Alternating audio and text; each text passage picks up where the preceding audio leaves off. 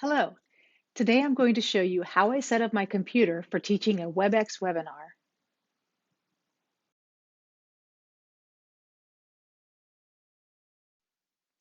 Before I start the webinar, I turn off email notifications, I turn off any other notifications, I close or hide my browser bookmark bar, and I silence my office phone and my cell phone.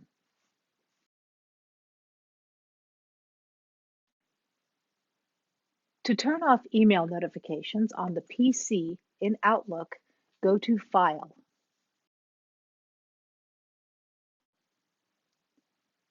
then click Options. Choose Mail from the Options menu, and at the bottom of that menu, you will see Message Arrival. You can uncheck Play a Sound, show an envelope icon in the taskbar, and display a desktop alert. I do like to have those on normally, but not during a webinar. I find them too distracting.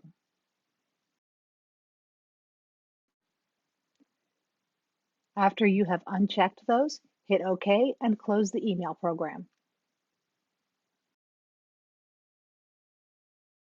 To turn off email notifications on your Mac, go to Outlook, choose Preferences, choose Notifications and Sounds, and once again you will see the message arrival at the top of the menu. You can display an alert on the desktop or bounce the Outlook icon in the dock.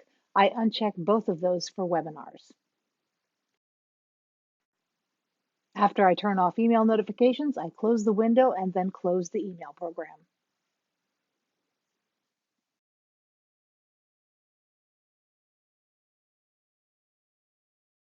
Hide menu bars on your browser. I am using Firefox to demonstrate. There are similar menus in other browsers such as Safari, Opera, Edge, or Google Chrome.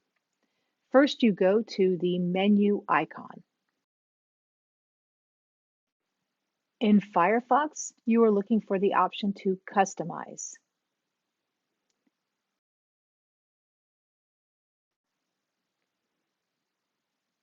You will see toolbars.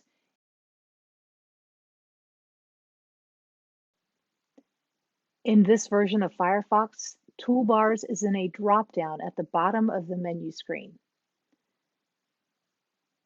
You will want to uncheck Menu Bar and Bookmarks Toolbar.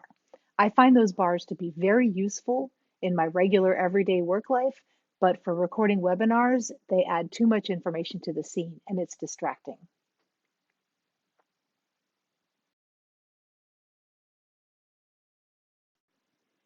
Once you have unchecked those, click Done.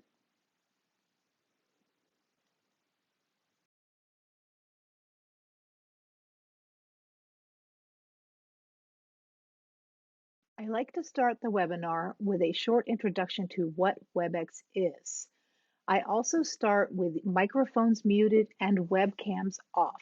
I do this for my own microphone and webcam as well when I am starting a WebEx webinar. I start by opening my chat window since the WebEx window is blank to start.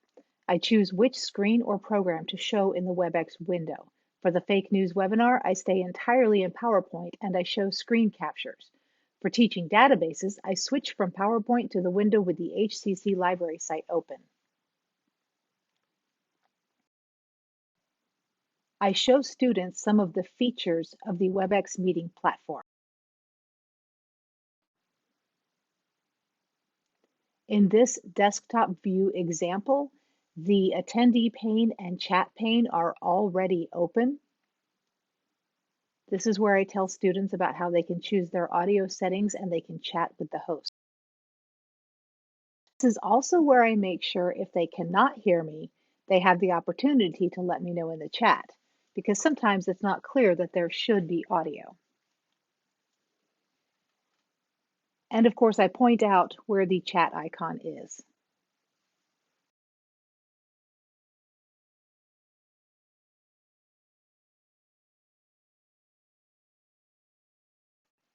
The view is a little bit different for people who are using mobile devices. At the top of the screen is their attendee pane if they want to raise their hands.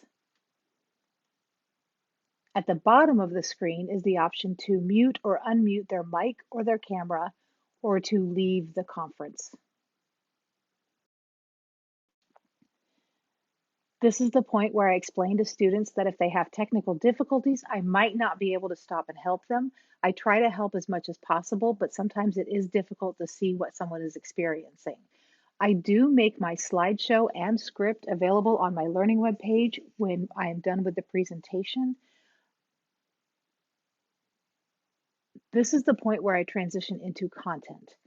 I will have the chat window open throughout the presentation and I respond to questions. Students can use the raise hand feature if they want to speak their question, but usually people are fine with typing their questions in. I answer verbally.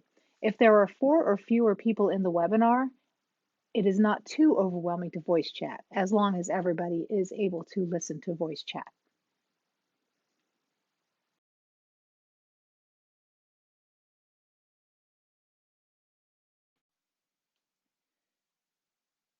Once I have introduced students to what WebEx is, I put up the slide about who I am, which includes my email and my learning website and a picture of me.